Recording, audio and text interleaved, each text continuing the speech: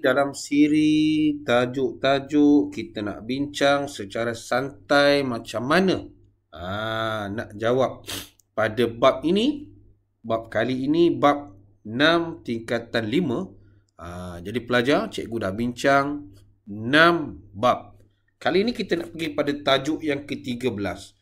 Banyak tajuk ini Kita nak tengok tentang konsep reaksi, pembentukan, konfrontasi. Baik, dalam tajuk ini sama kita masih merujuk di SKP sebagai satu bahan rujukan pertama. Tajuk ini tajuk bab 6. Typing error tu Satu tajuk sama ada esei atau struktur akan disoal dalam peperiksaan kita. Sebab ini tajuk ini ada 2 bab saja. Apa yang kita nak faham tentang tajuk pembentukan Malaysia? Ada 6 SP pelajar, ada 6 subtopik. Hari ini kita akan pergi kepada 13.1 gagasan Malaysia. Idea. Siapa yang menyatakan idea? Memahami idea pembentukan. Kita kena faham idea daripada McD. Sebab McD sedap sikit McDonald, Tunku Abdul Rahman, Burhanuddin Al-Helmi dan lain-lain. Jadi kita juga kena tahu tentang apakah yang dijangkakan dalam kebat. Kepentingan berfikiran strategik. Apa akan berlaku? Sebab kita akan belajar juga dalam bab ini sebab. Sebab apa tuanku menyatakan idea sebegitu? Hebat macam bahasa Melayu ni. Baik, sepakat. Nanti kita akan belajar berkaitan dengan Suruhanjaya Khabar. Dan kepentingan berwaspada anasir luar. Baik. Soalan kita yang pertama untuk kita bincang dalam bab ini 5.1. Tengok. Dalam 5.1 ni soalan yang pertama tu, namakan pemimpin tersebut. Cikgu dah bagi jawapan awal-awal. Namakan pemimpin. Namakan, ini kata tugas, pendek je lah sebab huruf Roman.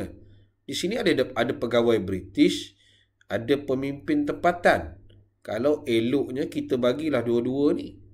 Satu nama pemimpin tempatan, satu pegawai British. Takut skema dia nak macam itu. Idea kan? Okey. Yang pertama kita dapat 2 markah. Tetapi bila kita tengok soalan 2, sudah. Mulalah kita ngelejat sikit kan. Macam mana ni?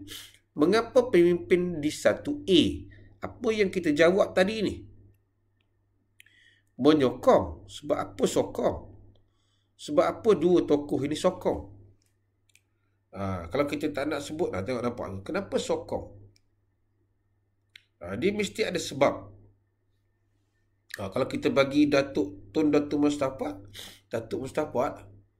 kalau kita nampak kan, dia idea awal tu kalau kita nampak, mungkin kita letakkan idea daripada pegawai British lah. Dia kata sini idea daripada pegawai British. Mungkin kita boleh ambil Lord Brassey. Dia cadangkan pergabungan ini untuk apa? Okey. Mungkin kita katakan idea ini, mungkin kita nak bagi sini Lord Brassey lah, senang sikit pun ni. Kita ambil Lord. Boleh kita letak lagi jawapan Lord Brassey. Macam mana nak eja tu Okey.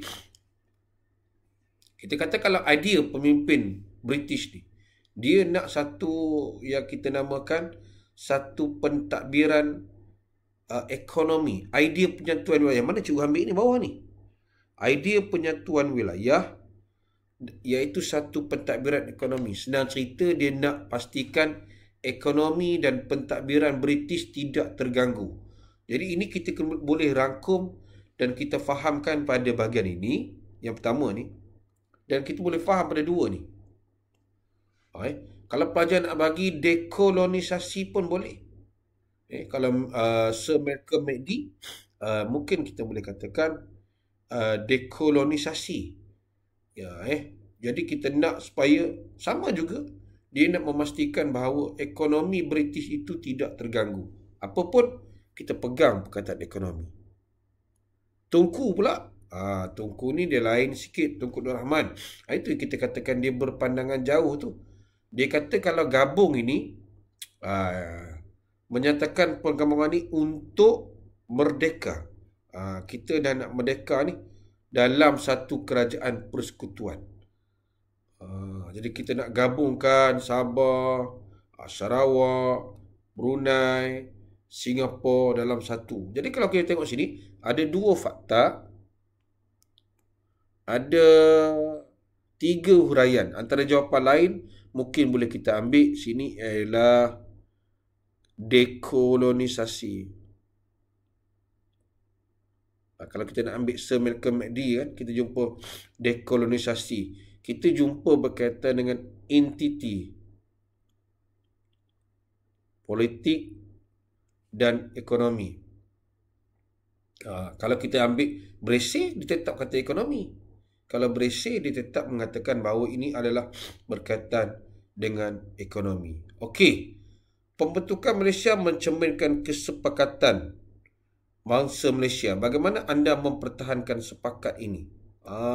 Mencerminkan pembentukan Malaysia telah mencerminkan kesepakatan bangsa Malaysia. Bagaimana anda mempertahankan? Nampak? Ini kita boleh tunjuk sini sikit lah. Kita nampak pemimpin ini, apa kita nampak? Oh, susah ni nak jawab cikgu. Cuba tengok. Cermin kesepakatan. Ini poin dia ni. Bagaimana anda mempertahankan sepakat? Maksudnya kerjasama pemimpin tempatan. Kita boleh tengok sedikit di sini. Yang ini pelajar boleh tengok dan hantar jawapan pada cikgu nanti. Okey. Baik. Untuk ini, sikit je soalan struktur ni. Cikgu nak tunjukkan modul terbeza. Apa yang ada dalam modul terbeza ini bagus ni. Ini modul daripada cikgu ni, nampak dia kan? Modul terbeza. Ada tak tajuk ini dalam modul terbeza cikgu buat? Cikgu dan tim lah. Kita nak buat berkaitan dengan bab 5.1 ada. Kita dah buat berkaitan tajuk ini. Saya harap anak-anak tengok. Boleh tengok. Boleh rujuk modul yang telah kita bina. Supaya dia dapat mengukuhkan pemahaman kita lah. Nampak ni 15.1 kat ini. Baik. Nampak di sini. Lord Brassey, pengarah Syarikat Berpiagam Borneo Utara. Penggabungan wilayah Sarawak dan Sabah, Negeri Melayu dan Negeri Selat menjadi tanah. Apakah alasan dia? Nampak? Dia bagi soalan sama. Bila kita katakan soalan ni, kita ambil warna merah kot ya. Warna merah cantik sikit. Dia kata alasan. Apakah alasan cadangan? Tak cantik. Kita bagi cantik sikit. Apakah alasan? Ini ialah potensi ekonomi. Kedua, nampak? Ini komunis kan?